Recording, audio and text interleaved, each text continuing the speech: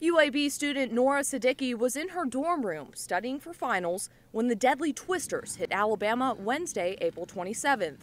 100 miles north of Birmingham, in a little town called Harvest, a tornado plowed through Noora's family's home, leaving her mother and 3 younger sisters panicked. I called my mom and she didn't answer, so I thought that, they're safe, they're okay. And then 5 minutes later, she called me back.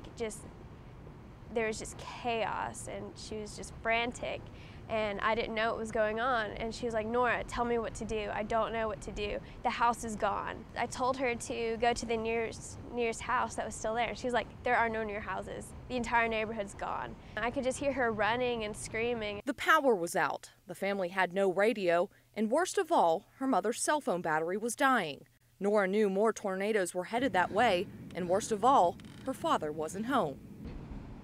And then my dad was working in Tuscaloosa. With her family literally split and surrounded by tornadoes, Noora begged her father to take cover as he traveled on the interstate. But her mother and sisters were nowhere to be found. Noora left UAB the next morning. I sent an email out to all my professors and let them know that I can't take my finals. I have to go home. I have to be with my family. And they're very flexible and lenient about it, and they let me go. Thankfully, her family is okay, but her home is gone.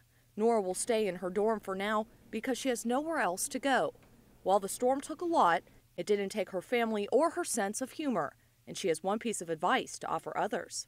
I think the biggest lesson I've learned from this whole ordeal is to be more prepared.